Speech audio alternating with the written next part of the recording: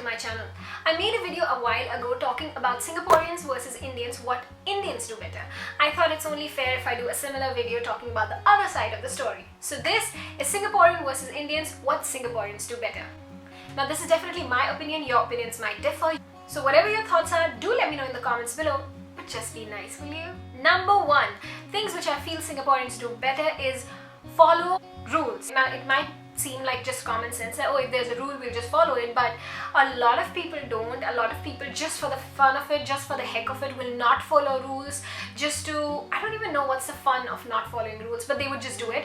But seeing how COVID was handled in Singapore and most of the people followed rules really well, I think it's pretty cool.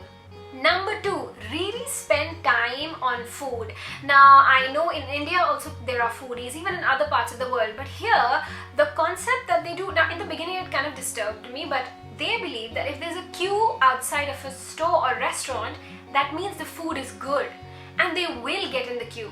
And at first I thought, you're just wasting your time, you can go somewhere else to eat, but they really spend time to check out what's happening there. And honestly, now I've started to enjoy it. Even I feel like if there's a queue, that means the food must be good and we must try it.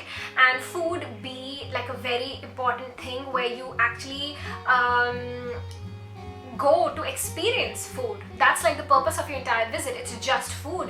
You'll travel to far distances, you'll pay more money just to experience food, and I had that in the beginning, but not that much. Like, it was not my top priority, but now I've started to make it a top priority. Especially I feel when you live in Singapore, which is like a small country, there are only so many things that you can do. So new types of food, new restaurants coming in is a really good way to kind of keep yourself entertained and have new experiences. Number three would be follow queues. Like, they get in queues and they will follow it. They'll respect you if you are in front of the queue. So say for buses, this I learned the hard way, video right here.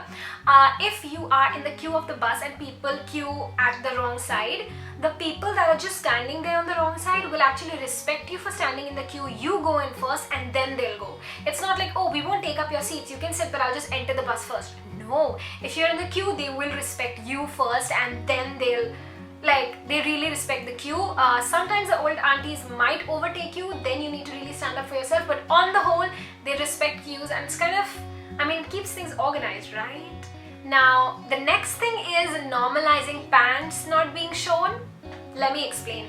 Now, the weather here is so hot, girls would usually just wear an oversized t-shirt which comes maybe to half their thighs, and then they'll wear shorts underneath, but you can't really see shorts. So at first when I came, I thought, is no one just wearing pants? What's happening? But it's just normalized, at least that's what I've seen, and people don't really give you stares and stuff like that, and that's normalized because sometimes it's so hot you really can't wear pants. I experienced that for the first time in Bombay, so I started wearing dresses there, but I would really appreciate if we can just wear an oversized t-shirt, go out, and that be a norm. Now this one I know will never be able to happen in India, but a girl can dream. If you're crossing the streets, the cars will stop for you.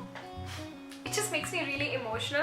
The only time that has happened for me has been in Bombay on the airport when I was in the crew uniform, and I was like, you're gonna stop for me? These four wheels will stop for my two legs? But here, so there's a red light for you to go, or there are like these small paths which you cross, and even no matter what speed the car is in, even if the car is like it's a bit far and you can actually clearly cross, or you can stop, you're fine stopping, the car will actually stop and let you go. And that really shocks me every time. Like, sometimes I feel bad for the driver. I'm like, you had a good speed and you just broke that speed for me? For me, a little pedestrian? And I really wish that would happen. A lot of road accidents would be stopped, but I think that needs patience, and that's not something we have in India, but I think we could really learn something from that. Last but not the least is patience.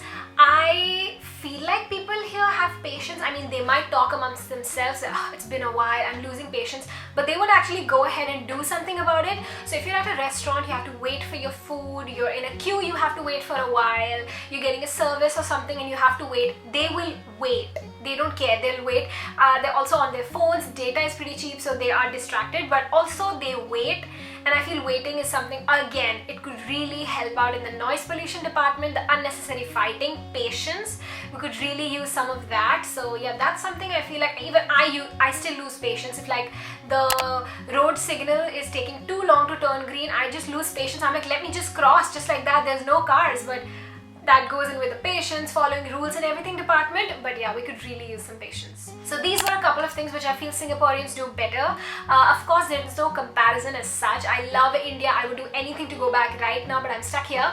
And there are lots of things that Singaporeans do better, which is good for their countries. Sometimes the traits that both the people from both the countries have are good, but they won't work in the other person's country or something like that. These were just my thoughts that I wanted to share with you all. If you have similar things that you think would work good in the other country, comment them below. I will link the video that I did about Singapore and other similar videos on the screen right now, and I hope you enjoyed this video. See you later. Bye bye.